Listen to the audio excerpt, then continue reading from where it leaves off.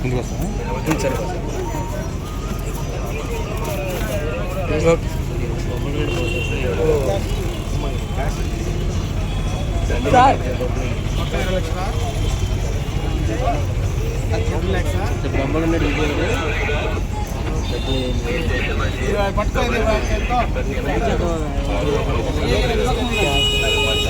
తీసుకెళ్ళి బిల్స్ చూపించమని చెప్పండి సార్.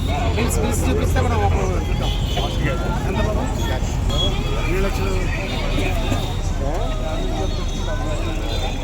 ఈరోజు ఢిల్లీలో ఎర్రకోట వద్ద భారీ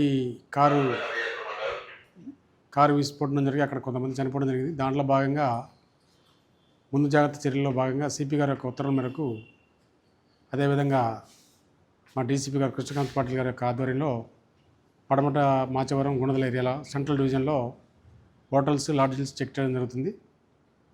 అదేవిధంగా వెహికల్ చెకింగ్ కూడా చేయడం జరుగుతుంది. మదర్ తెరిసా స్టాచ్యూ దగ్గర ఇందాక వెహికల్ చెకింగ్లో కూడా క్యాష్ ఒకటి 75 లక్షల రూపాయల క్యాష్ ఏలూరు నుంచి తీసుకొస్తున్నాడు. దానికి ఆధారాలు ఏమీ లేవు. ఆ క్యాష్ కూడా సీజ్ చేయడం జరిగింది. అదేవిధంగా లాడ్జెస్లో కూడా అనాథరైజ్డ్ పర్సన్స్ ఆధారాలు లేకుండా ఉండి, లేకపోతే ఐడి కార్డు లేకుండా ఉండటం, కొత్తగా రావటం, వాళ్ళు అనుమానాస్పదంగా ఉన్న వ్యక్తులు కూడా లాడ్జ్లు కూడా చెక్ చేయడం జరుగుతుంది.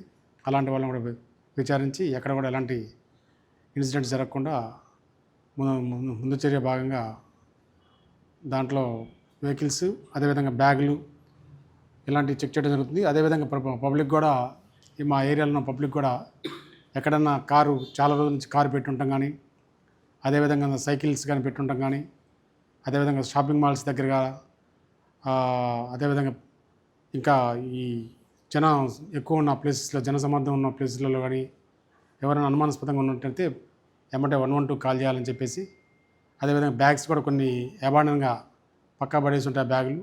అలాంటి బ్యాగులు కూడా ఎక్కడ ఉన్నట్టయితే కాలనీస్లో కానీ, లేకపోతే రోడ్స్ మీద కానీ, లేకపోతే జనం పబ్లిక్ ఎక్కువ మూవ్ అయ్యే ఏరియాలో, పెద్ద పెద్ద షాపింగ్ మాల్స్లో, పెద్ద పెద్ద ఈ సినిమా మల్టీప్లెక్స్ థియేటర్స్ దగ్గర, ఇలాంటి చోట కూడా మనం చెక్ చేయడం జరుగుతుంది. అదేవిధంగా థియేటర్ యజమానులకు కూడా, మల్టీప్లెక్స్ థియేటర్ యజమానులకు కూడా వాళ్ళని డిఎఫ్ఎంపి పెట్టుకొని చెక్ చేసుకొని వాళ్ళని కూడా లోపలికి తీసుకోవడం, వాళ్ళ దగ్గర కూడా ఎక్కడన్నా ఇలాంటి బ్యాగ్స్ కీస్ కూడా ప్రాపర్గా చెక్ చేసుకొని, షాపింగ్ మాల్స్ని కూడా ఎక్కడ కూడా చెక్ చేసుకోవడం, అదేవిధంగా కెమెరాస్ కూడా పెట్టుకోవడం చెప్పడం జరిగింది.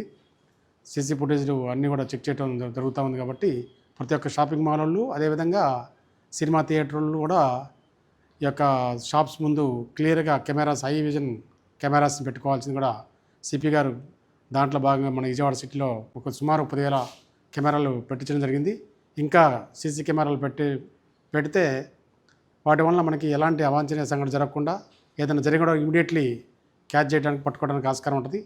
దాంట్లో భాగంగా మన విజయవాడ సిటీలో కూడా నెంబర్ ఆఫ్ దొంగతనాలకు, ఈ చైన్ స్నాచింగ్స్, అదేవిధంగా ఈ టీజర్స్, ఇలాంటివన్నీ కూడా ఇన్సిడెంట్ జరిగినప్పుడు ఇమీడియట్లీ ఎక్విజన్ క్యాచ్ చేయడం, వాళ్ళు ఎటు నుంచి వచ్చారు, ఎటు నుంచి పోయారు, ఎవరెవరు పార్టిసిపేట్ అయ్యారు అనేది కూడా ఈ యొక్క కెమెరాల ద్వారా మనం చాలా కేసులు డిటెక్ట్ చేయడం జరిగింది. మన సబ్ డివిజనే కాకుండా జిల్లా మొత్తం కూడా ఈ యొక్క సిపి గారు పెట్టిన సీసీ కెమెరాల సత్ఫలితాలు 80 to 90% సత్ఫలితాలు రావడం జరుగుతుంది. ఇక్కడ దొంగతనం రావడానికి కూడా ఈ కెమెరాలో మళ్ళీ చిక్కి అరెస్ట్ కాబడతారని చెప్పి కూడా దొంగలు కూడా మన ఏరియాలో కాకుండా వేరే చోటకి పోవడం జరుగుతూ ఉంది. నేరాలు కూడా చాలా, మన ప్రాపర్టీ డిఫెన్స్ కూడా కంపేర్ చేసుకుంటే 2-3 years నుంచి కంపేర్ చేసుకుంటే మనకి నేరాలు కూడా చాలా తగ్గినాయి. ఇంకా కెమెరాస్ వల్ల చాలా ఉపయోగం ఉంది. కాబట్టి పబ్లిక్ అందరినీ కూడా, షాపింగ్ మాల్ అందరినీ కూడా, రెసిడెన్షియల్ అపార్ట్మెంట్ అందరినీ కూడా మ్యాక్సిమం సీసీ కెమెరాలు పెట్టుకోవాలని చెప్పేసి వాళ్ళ ఏరియాలో వాళ్ళు పెట్టుకొని ఈ యొక్క ఇన్సిడెంట్స్ జరగకుండా ఉండడానికి అందరూ సహకరించాలని చెప్పేసి మా సిపి గారు ఇచ్చిన ఉత్తర్వుల మేరకు మేము అందరం కూడా పబ్లిక్ని కూడా రిక్వెస్ట్ చేస్తున్నాం.